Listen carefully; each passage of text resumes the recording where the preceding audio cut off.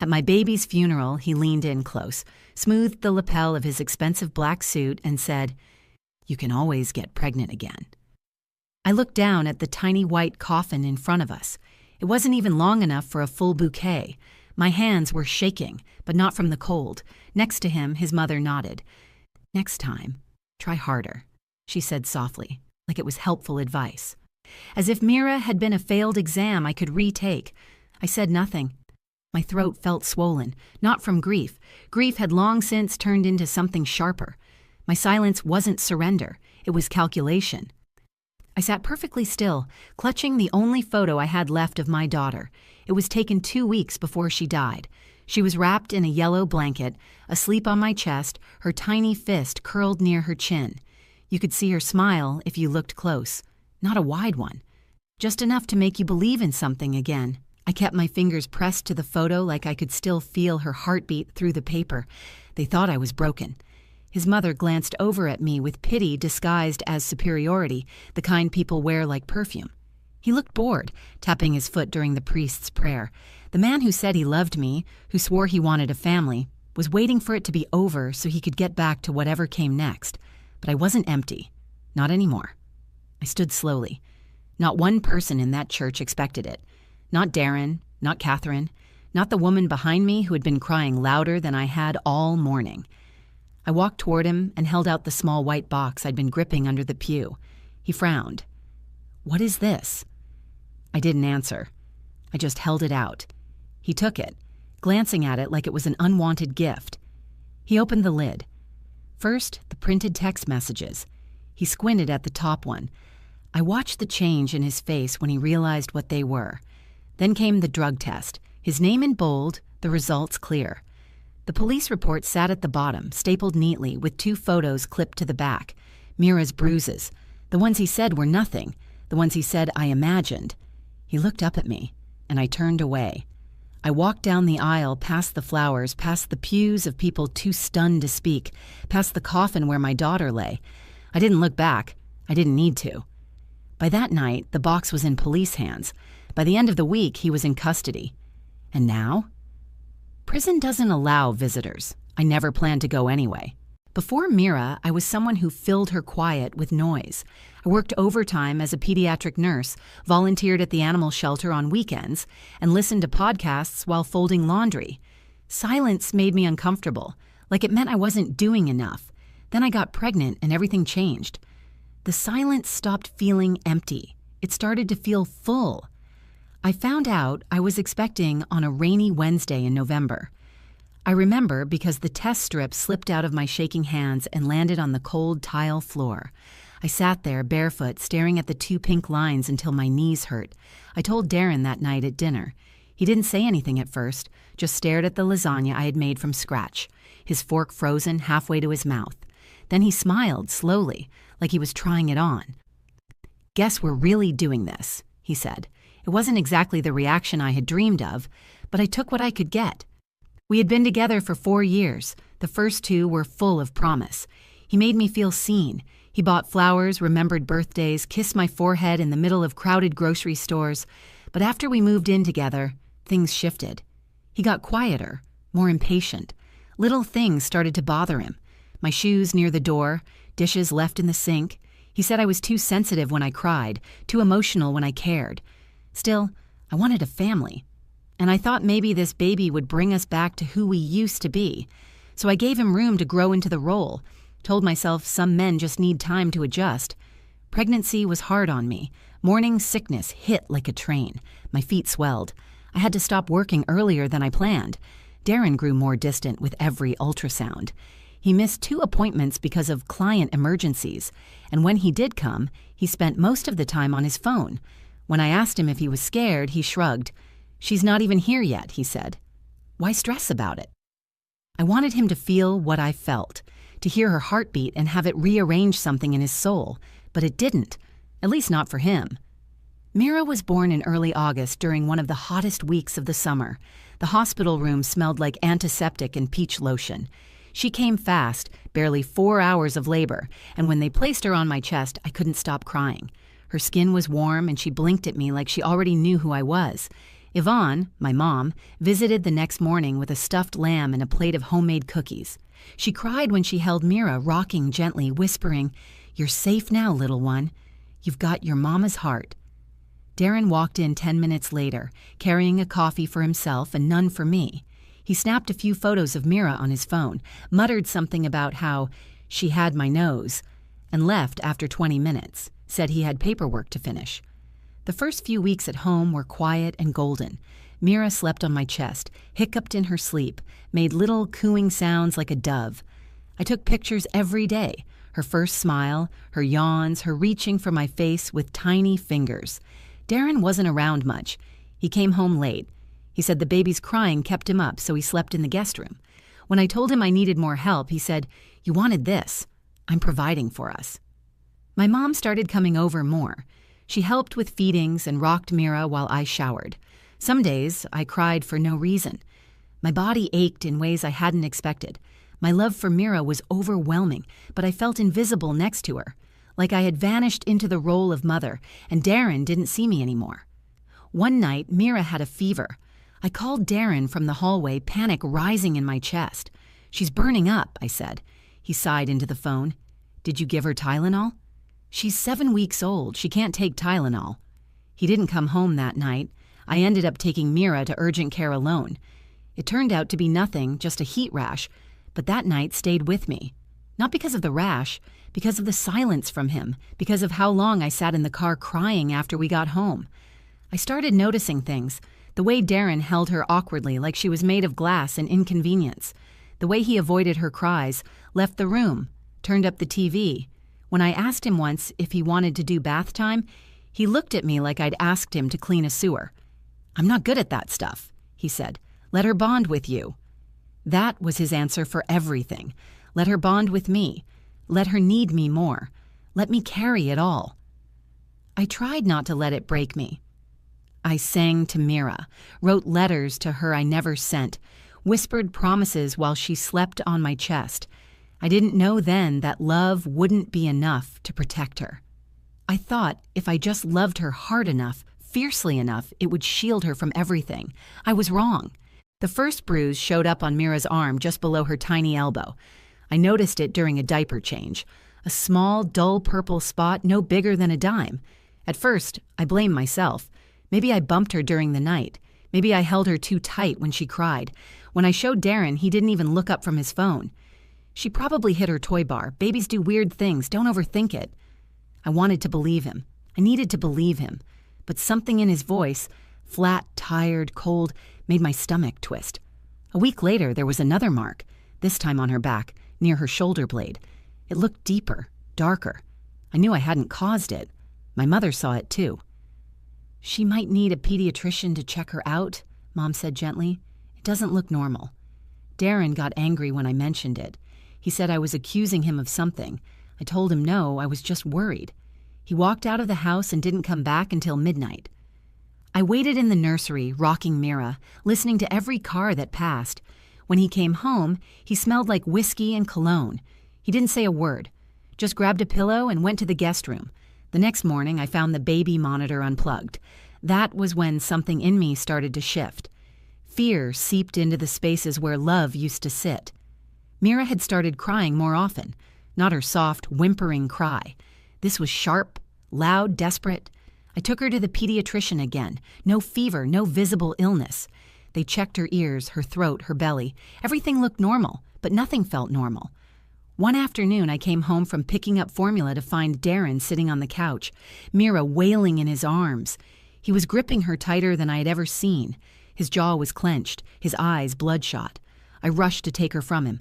"I didn't hurt her," he said quickly, like I had already accused him. "I didn't say you did," I replied, but my voice was shaking. "She won't shut up. I can't take it anymore." I took Mira and held her close. Her crying stopped within seconds. Darren threw his hands up and walked into the kitchen. He slammed a cabinet door, then another. The sound echoed like thunder. That night, I waited until he fell asleep. I opened his gym bag, something I had never done before. Inside, beneath his sneakers and a balled-up hoodie, I found a plastic bag with 2 syringes, a burnt spoon, and a small pouch of white powder. I sat on the floor holding it, breathing hard. I didn't cry. I didn't scream. I just felt cold. I took pictures. Then I put everything back exactly the way I found it. The next day, I called the doctor's office and requested a copy of Mira's records.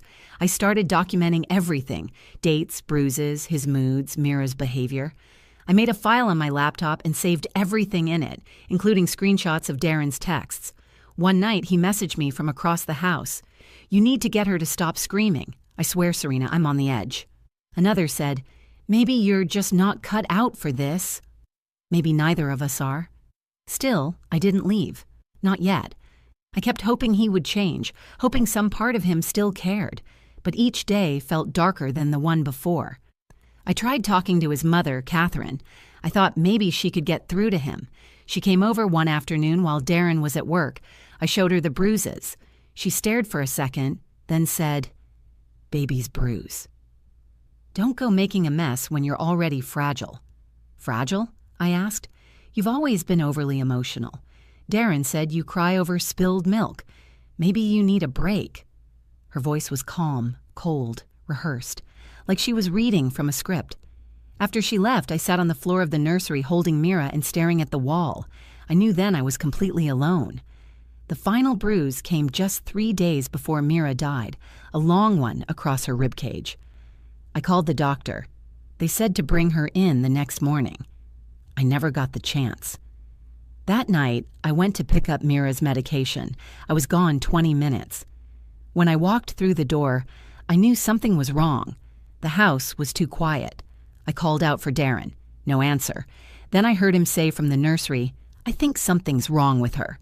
I ran inside. Mira was limp in his arms. Her lips were pale, her skin hot and damp. I grabbed her and rushed to the car. We didn't wait for an ambulance. I drove through 2 red lights. I could barely breathe. At the hospital, they tried. They really did. But after 23 minutes, they stopped. Time of death, 8:47 p.m., the doctor said. I collapsed into my mother's arms. I didn't scream. I didn't cry. I felt like my body left me. When the police came to take our statements, I told them everything. They asked about the bruises. I showed them. They asked about Darren. I told them about the syringes, the texts, the anger.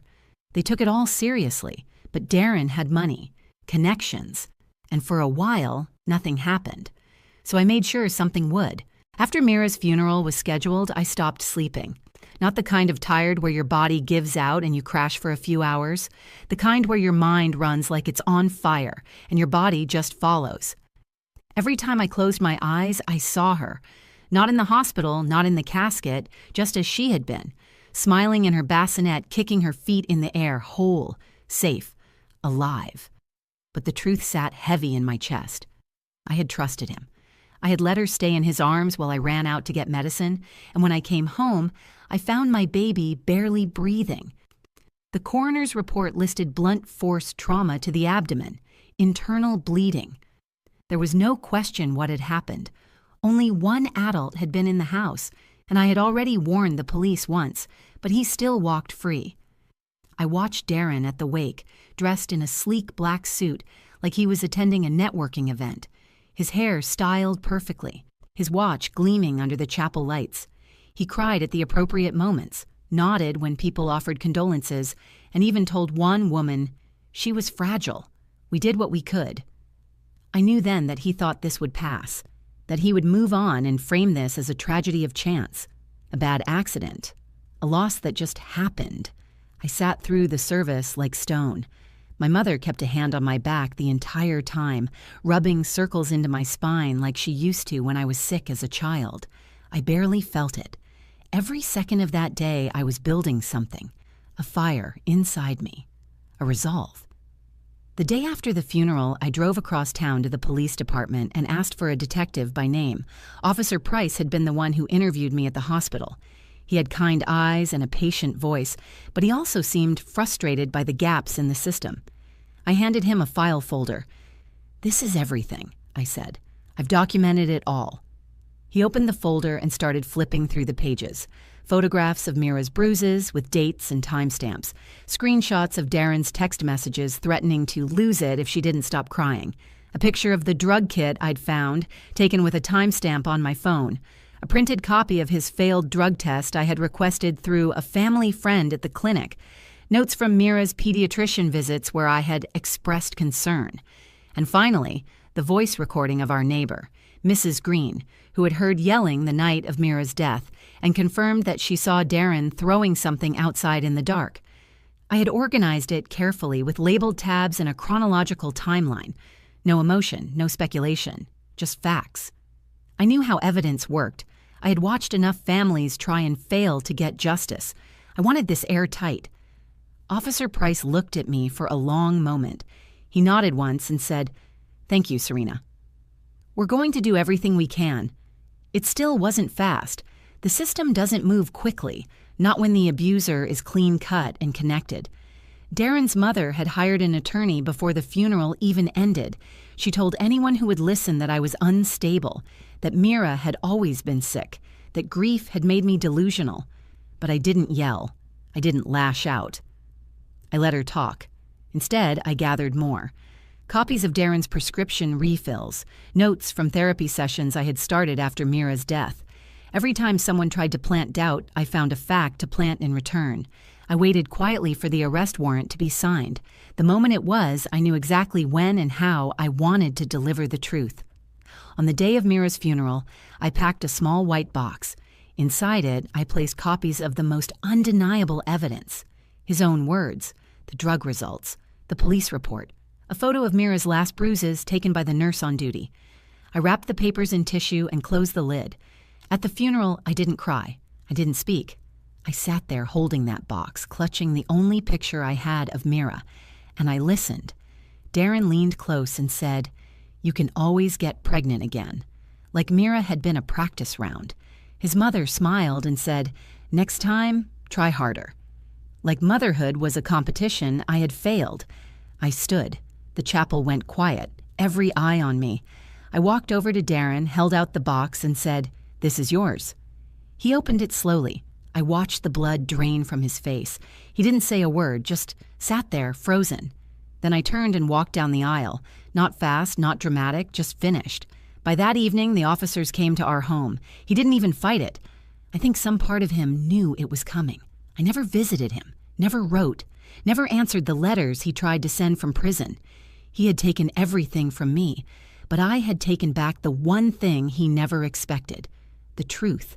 The room was silent after I handed him the box. Not respectful silence, not grief. It was the kind of silence that swallows everything, the kind that follows something heavy being dropped into the center of a room. Darren's hands hovered over the lid. He looked confused, like I had just handed him a gift he didn't want to open. Then he peeled it back and looked inside. The papers were stacked neatly. I had chosen to place the photo on top. Mira's last hospital image, her arm bruised, her face pale, her eyes closed. I didn't want him to look away. He flinched when he saw it. His fingers shook as he pushed the photo aside and saw what followed. The printed screenshots of his texts. His name at the top of every message. Threats, blame, desperation thinly veiled as sarcasm. Lines he probably thought I would never remember, never keep. I swear, I'll snap if she keeps screaming like that. You and that baby both need to get a grip. Next was the drug test. His name was printed in black, bold letters. His results underlined, flagged in red. Cocaine, oxycodone. Alcohol above the legal limit. Taken just 5 days before Mira died. Then the police report, my statement, the coroner's summary. Photos taken at the hospital. Photographs he never saw. Images that burned themselves into my memory the night I stood in the hallway, screaming her name and watching nurses run. I stood tall as he read it. I didn't waver. I had waited for this moment with every breath I took since the night she died. Every hour I spent collecting the truth, every second I spent waiting for someone to believe me, came to this. "What is this?" he asked. His voice was smaller than I'd ever heard it. It wasn't defensive. It was afraid. I didn't answer. I didn't need to. Everything he needed to hear was already in that box. His mother looked over his shoulder. When she saw the drug report, her face turned hard. She reached to pull it from his hands, but I stepped back before she could. "You both stood here and blamed me," I said. You told me to try harder. You told me I could always have another child, like my daughter was replaceable." I looked at Catherine. Her mouth opened like she might object, but nothing came out. "I don't need to explain anything else. It's all there. Read it or don't. The police already have a copy." Darren stood up suddenly, the box falling from his hands, papers scattered across the floor at his feet. He took a step toward me, but someone in the pews stood up, blocking his path. Officer Price. I hadn't known he'd be there. "You need to sit back down," Officer Price said. Darren looked around. People were watching now, eyes wide. Some whispered, some gasped. I could feel their judgment shifting, see the confusion turn to understanding, disgust, recognition. They had thought we were grieving parents. Now they saw what I had seen for months. Officer Price leaned in and whispered something to Darren. I saw Darren's shoulders tense. Then he sat, slowly, quietly. I picked up the photo of Mira, the one that had landed near the altar, and tucked it back into my purse. There was no second goodbye. I had said everything I needed to. I walked down the aisle, past the flower arrangements and tear-stained pews, past people I used to know. Some tried to reach for me, to touch my shoulder or say something. I didn't stop. Outside, the sun was too bright, the air too clean, but it was the first time I could breathe fully since Mira's heart stopped beating. That night, I sat on my mother's couch while Officer Price called with the update. Darren had been arrested. The charges were being processed: child endangerment, negligence, involuntary manslaughter, possession. The list was long. He wouldn't be walking out again. 2 days later, Catherine tried to call me. I didn't pick up. I blocked the number. She left one voicemail before I did, saying that I had misunderstood everything, that Darren was under stress, that Mira had been fragile from the beginning. I deleted it without listening to the rest. A week after the arrest, I visited Mira's grave alone. I brought the stuffed lamb my mother had given her on the day she was born. I sat beside the headstone and read her the letter I had written that night after the funeral. It ended like this: "I couldn't save you. But I didn't let him walk away. This world failed you, but I didn't. Not this time." For the first time since she died, I felt something shift inside me. Not peace. That's too easy. But power. A sense that my silence had ended, and in its place stood something stronger. He had taken my daughter, but he didn't take me. And now, for the rest of his life, he would remember exactly who made him answer for it. Darren was sentenced 6 months after the funeral. 8 years. No parole for the first 5. The courtroom was cold and quiet. He didn't look at me once. Not when the judge read the charges. Not when the evidence was reviewed. Not even when the photo of Mira, bruised, broken, gone, was shown on the screen. I didn't cry in that courtroom. I had done enough crying already. That day wasn't about grief. It was about truth. It was about accountability. It was about my daughter's life being more than just a headline or a file buried in a police drawer. When they took him away in cuffs, I felt no satisfaction. Justice doesn't bring back a heartbeat, but it gives you space to breathe. It gives you ground to rebuild. After the trial, Catherine moved out of town. She never spoke to me again, not a letter, not a single word. I don't know where she went, and I don't care. The truth followed her whether she accepted it or not. I stayed. I stayed in the same little house where Mira took her first steps across the carpet, where I had written her name on the wall above her crib. I turned the nursery into a quiet room. No toys, no rattles, no bright colors. Just a shelf of her things, her photo in a frame, and a chair where I sit sometimes with the window open. In the spring, my mother and I planted a small garden out back. Daffodils, Mira's flower. She was born during a hot August, but daffodils always reminded me of her. Gentle, bright, a little defiant. The first to rise even after the coldest winters. The neighbors started bringing flowers too. They didn't say much. Most didn't know what had happened, but they knew something had. A few left notes. One said, "She mattered." Another said, "You are brave." I kept them all. People think grief is a season, something that eventually ends. It isn't. It's a second heartbeat. It's something you carry, something that changes the shape of you but never leaves. But what I want other mothers to know is this: silence will never protect your children. Hoping someone changes is not the same as being safe. Love does not erase danger. It never has. I believed him when he said he loved her. I believed him when he said he just needed rest. I believed him when he said I was imagining things. And Mira paid the price for those beliefs. I can't go back. I can't undo what happened.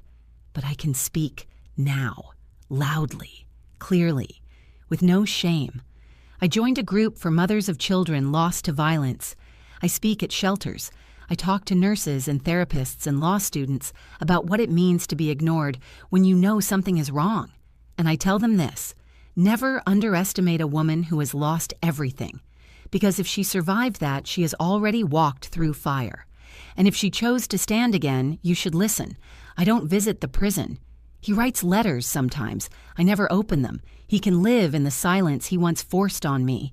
He can sit with the weight of what he did without the comfort of being seen. Prison doesn't allow visitors, but even if it did, I would never bring him a piece of myself again. I live differently now. I don't rush. I don't pretend to be fine when I'm not. I keep Mira's blanket in my closet, folded with care, and every year on her birthday, I read her the same letter I wrote after her funeral. She wasn't here long, but she changed everything. And if you're watching this, if this story reached you, then she's still changing things. You can help too. If this video moved you, share it.